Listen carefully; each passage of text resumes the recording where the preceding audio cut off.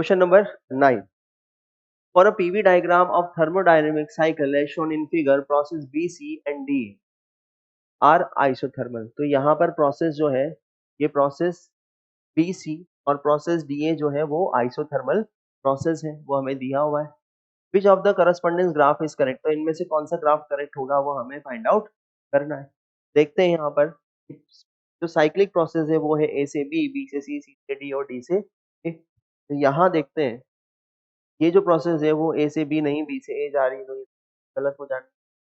ठीक, ये वाली प्रोसेस भी बी से ए जानी है तो ये भी गलत हो जानी है. अब हमारे पास दो प्रोसेस बची है ए से बी और ये भी जा रही है बी से ए, तो ये भी लगभग गलत हो जानी. ठीक, अब इसको हम लोग चेक करते हैं कि ये सही क्यों है. देखते हैं यहाँ पर बी से सी और डी से ए जो है वो आइसोथर्मल प्रोसेस.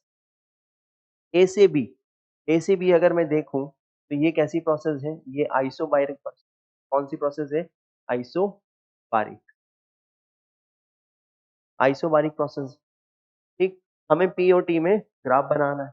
तो हम ए से बी अगर जाएं, ए से B, A to B process के बारे में बात करें, ए बी प्रोसेस के बारे में बात करें तो P V is equal to N R T. P V is equal to N R T में लिख सकता हूँ, P is equal to N R T. ठीक, कैसी प्रोसेस है, आइसोबारिक प्रोसेस है. आइसोबारिक प्रोसेस है तो हम लिख सकते हैं P is proportional to T.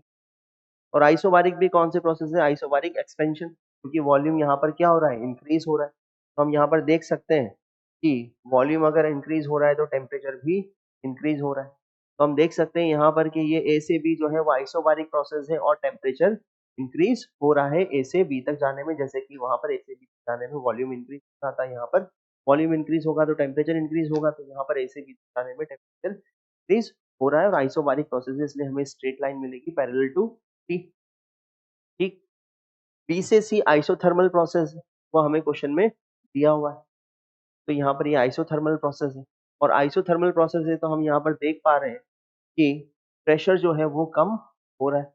तो यहाँ पर प्रेशर कम हो रहा है. सी से डी आइसोकोरिक प्रोसेस. सी से डी कैसी प्रोसेस है, आइसोकोरिक,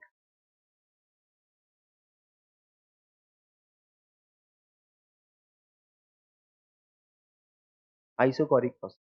ठीक है, वॉल्यूम कैसा रहना है, कांस्टेंट रहना है और प्रेशर क्या हो रहा है, डिक्रीज हो रहा है. प्रेशर क्या हो रहा है, डिक्रीज हो रहा है. तो इसे अगर डी तक मैं बात करूं, इसे अगर डी तक बात करूं तो ये क्या हो जाएगा, P V is equal to N R T. लिख सकता हूँ P V is equal to N R T. ठीक, आइसोकोरिक प्रोसेस में वॉल्यूम क्या रहता है, कांस्टेंट रहता है, पी इज प्रोपोर्शनल. लिख सकता हूँ. अब देखते हैं कि प्रेशर डिक्रीज हो रहा है, प्रेशर डिक्रीज हो रहा है सी से डी तक आने में तो टेम्परेचर भी डिक्रीज होगा. देखते हैं सी से डी तक आने में प्रेशर क्या हो रहा है, डिक्रीज हो रहा है और टेम्परेचर भी डिक्रीज. अगेन डी से ए, डी से ए कैसी प्रोसेस है, आइसो थर्मल प्रोसेस है, आइसो थर्मल प्रोसेस और प्रेशर क्या हो रहा है, इंक्रीज हो रहा है तो प्रेशर. ठीक है, तो ये पैरेलल टू ई हो जाएगा.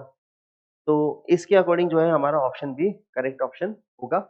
इसके करस्पॉन्डेंस जो है ये ग्राफ बिल्कुल सही